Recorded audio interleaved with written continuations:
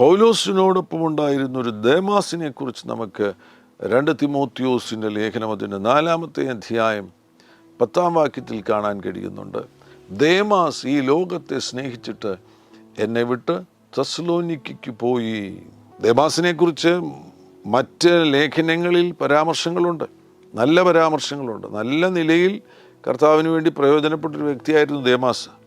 ഫിലോമോൻ്റെ ലേഖനത്തിൽ അതിൻ്റെ 24-ാമത്തെ വാക്യത്തിൽ എൻ്റെ കൂട്ടുവേലക്കാരനായ മർക്കോസും അരിസ്തർക്കോസും ദേമാസും ലൂക്കോസും നിനക്ക് വന്ദനം ചൊല്ലുന്നു. ശ്രദ്ധിക്കുക, മർക്കോസിൻ്റെ കൂടെ ലൂക്കോസിൻ്റെ കൂടെ ദേമാസിൻ്റെ പേരുണ്ടായിരുന്നു. എൻ്റെ കൂട്ടുവേലക്കാരനായ മർക്കോസും അരിസ്തർക്കോസും ദേമാസും ലൂക്കോസും നിനക്ക് വന്ദനം ചൊല്ലുന്നു. കൊലോസി ലേഖനത്തിലും പൗലോസ് ദേമാസിനെ കുറിച്ച് പറയുന്നു, വൈദ്യനായ പ്രിയ ലൂക്കോസും ദേമാസും നിങ്ങളെ വന്ദനം ചെയ്യുന്നു.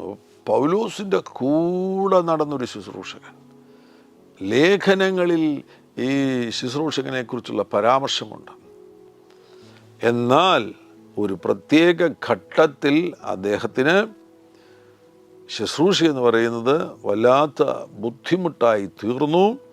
താന് ലോകത്തെ സ്നേഹിച്ച് പൗലോസിനെ വിട്ടുപോയി എന്നാണ് 2 തിമോത്തിയോസ് 4-ാമത്തെ അധ്യായം 10-ാമത്തെ വാക്യത്തിൽ കാണാൻ കഴിയുന്നത്.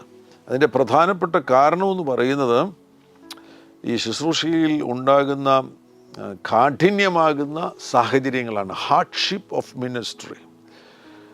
പൗലോസിൻ്റെ കൂടെ അന്നത്തെ കാലത്ത് യാത്ര ചെയ്യുക എന്ന് പറയുന്നത് അല്പം ബുദ്ധിമുട്ടുള്ള കാര്യമാകുന്നു. എല്ലാ സൗകര്യങ്ങളും ലഭിക്കുകയില്ല.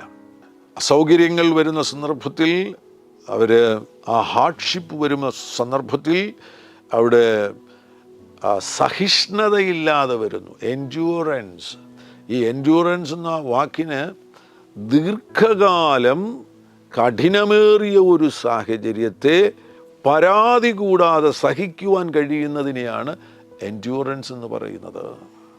എന്നാൽ ഇപ്പോൾ നമുക്കൊരു ചെറിയ ഹാർഡ്ഷിപ്പ് ഉണ്ടാകുമ്പോൾ തന്നെ, ഒരു ചെറിയ ബുദ്ധിമുട്ടുണ്ടാകുമ്പോൾ, നമ്മൾ ആഗ്രഹിച്ച ചില കാര്യങ്ങൾ നമുക്ക് ലഭിച്ചില്ല, പരിമിതമാകുന്ന ചില സൗകര്യങ്ങളെ നമുക്ക് ലഭിച്ചുള്ളൂ, അപ്പോഴേക്കും നമ്മൾ അസ്വസ്ഥരാകുകയാണ്.